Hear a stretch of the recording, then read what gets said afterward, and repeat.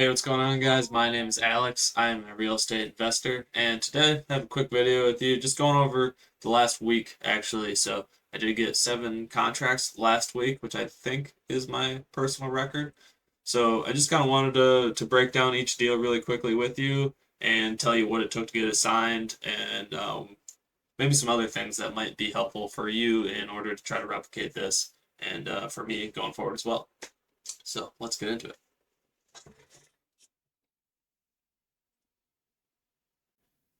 All right, so here are the deals. There are the addresses when they're signed. Sometimes I like to put down when the option period expires. That can be helpful for sure. And database. So the way we operate, we actually have multiple different database partners that we're working with. So I like to kind of keep track of whose deals I've got right now, and then what I got them under contract for, what we're currently marketing it for, and yeah, and then some basic notes here. So let's break it down each one here. So this was not a new lead. This was actually a follow up. So it's one thing you guys do want to keep in mind is the fortune is in the follow up.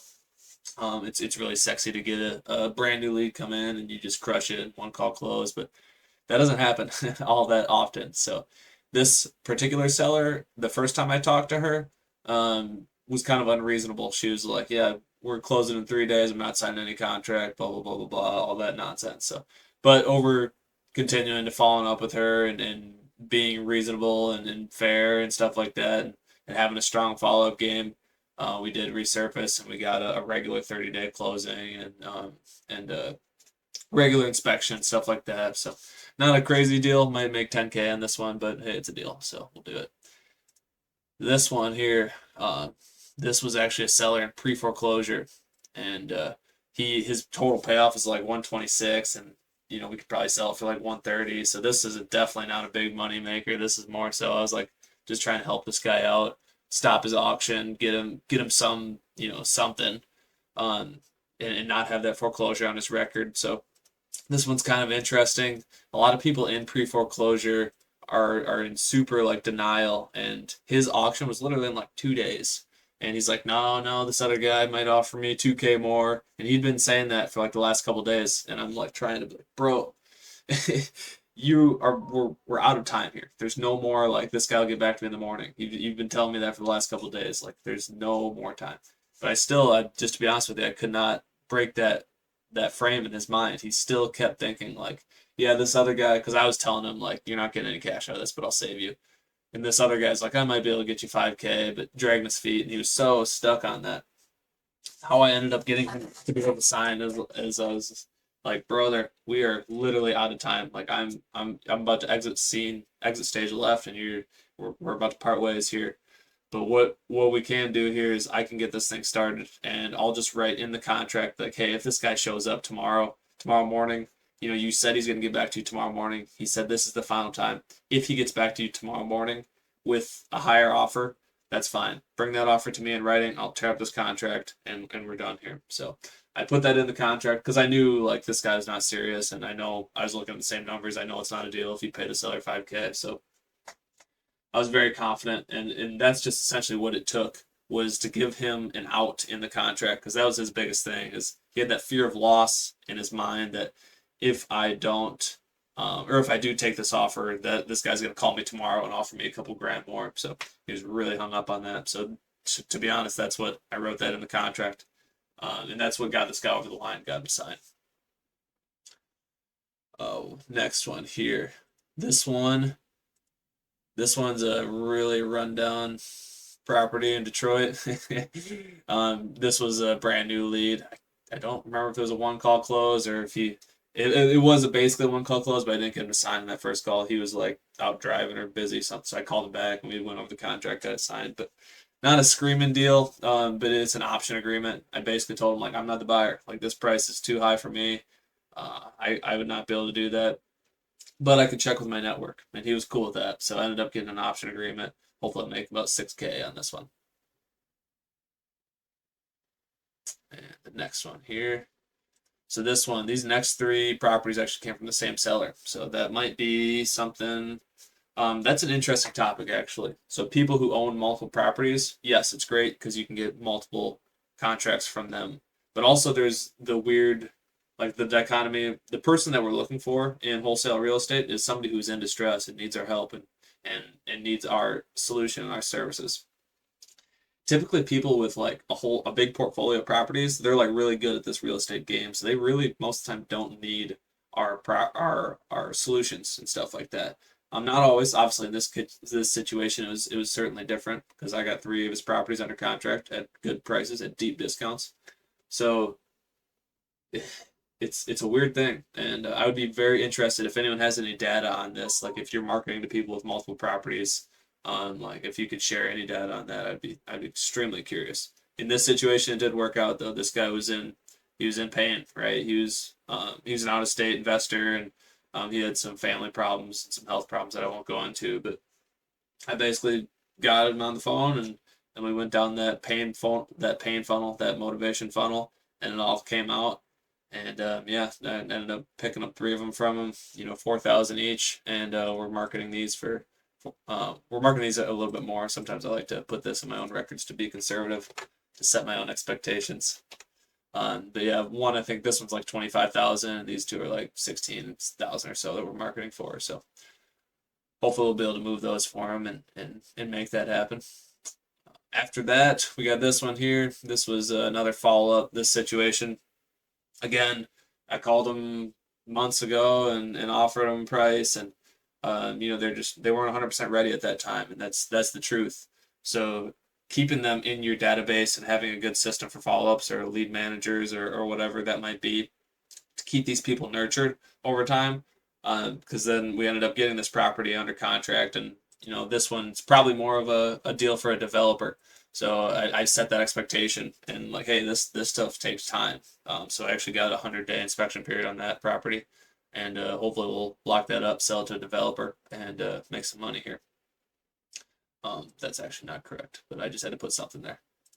And then this last one here, yeah, again, new lead. So some of these are new leads. Like this one was a new lead, and so three of the new leads that came in, I got contracts off of. And this was another one. This person in probate went again. The importance of the pain funnel and having a system for that, because took him down the pain funnel, and he basically told me like he's been dealing with this thing, paying the taxes on it, doesn't want it, has no idea what to do with it.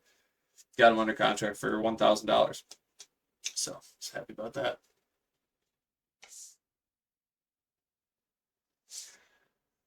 So in terms of the new leads coming in that I locked up, these are all from this one database, REI Capital. And to be honest with you, they have a killer cold caller named CJ, and the stuff that he sends, he's very good at filtering and making sure these people are motivated and pulling out their pain and stuff like that, and really disqualifying these sellers. So shout out to CJ. Honestly, that database kills it with their cold caller, and that is one big thing here in terms of like even my numbers. Like some closers can measure themselves for the number of leads they get to the number of contracts they get, and honestly like it feels like I'm not giving a fair comparison, because I feel like CJ is very good at his job, and the leads he does send me, they're very good, and he puts out a good amount of leads too. So really the magic I think is in this situation. Shout out to CJ. So actually we can go over that really quickly here. So these are the leads. These are the leads that came in last week, assigned to me, and then the lead status is pretty much everything except for probably like duplicates, bad leads, or disputes. Yep, duplicate, bad lead, or dispute. So duplicate, obviously we accidentally entered it twice, or bad lead. So this is something like could be not the owner or some other reason why it's not. It's garbage, never called again. Or dispute. So this is like if we get a paper lead thing come in, and again maybe not the owner or something like that, where we want to dispute and try to get our money back. So it's not a deal there. But yeah, here we go. So 24 leads last week, and like I said, out of those, three of them that came in, we ended up locking up contracts with those sellers. So that's pretty good. 24. divided by 3. That's about 1/8, so that's very high. And then the only other thing that I want to tell you guys here, so number one is definitely have systems and processes and develop these things, your pain funnel, your motivation funnel, your process for getting the decision makers, getting the budget, stuff like that. Those are going to be huge for helping you get contracts. Another thing is the quality of your leads that are coming in. So we got PPL leads coming in; those are extremely helpful as well. And like I said, the star cold caller CJ, he does a killer job getting us good leads. So shout out to him. So that's going to be the second thing for importance for getting a lot of contracts. And then another thing too that I think a lot of people do struggle with, especially when they're starting out, is they really don't know how to set that frame that when I send a contract, we're going to sign it. And they have all these contracts they send out, and none of them are signed, or they're out there floating in the ether, or people are shopping around, or XYZ, right? So all of these contracts were sent and signed on one phone call. So just so you guys know, that's pretty standard thing here at AEO, or the business that I work at. When you send a contract, it gets signed. And if you don't, most of the time it's like time to void in that situation if something crazy does happen. So we're not out here just like sending people offers and letting them shop around. So a couple of things that you need to do in order to make sure your contracts get signed when you send them. One, always be on the phone with them. Never just like email it to them. Nothing like that. Two, you need to set the expectation when you're in that conversation.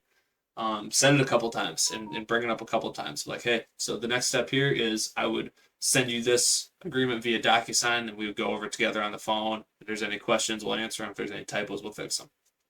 So you want to set that expectation a couple of times, or even in negotiation too. Man, I don't know if I could get my boss to come up to X number. Can I tell him this is something that we're gonna get in writing signed today, right now? And then they're like, yeah, I would do it right now for this price. Okay. So that's another little piece of confirmation. So continuing to do things like that at least 2 or 3 times in the conversation, setting that upfront contract is going to be super important to make sure that they do actually sign it, because a lot of people are time wasters, or they don't have ill intentions, but they have a struggle like making a decision and actually taking action. So you need to set these upfront contracts, make them feel that pain, decrease their action threshold, and get them to take a step forward to actually solving their own problem. So that's the recap of the last week here. Wanted to kind of go over each individual deal with you guys and some things that I think are very key in order to do deals. And hopefully you took something from this video. And if so, let me know what it is. If you took something from that video, there's a good chance that somebody you know might benefit from seeing it as well. So don't be selfish. Share the love, send the video around, give it a like, give it a comment, help this get out to more people, because my goal is honestly just to help people and help them accelerate their own journey. So if you can help me do that, I'd be very grateful. Also, if you have leads that you need closed, I'm the guy. In the description, there's a hot lead form submission. It's a Google form. It's fairly simple to fill out. If you've got a lead that is motivated, ready to make a decision, and you just need somebody to come in and close it, let's do it. Fill out the form. Let's make some money together.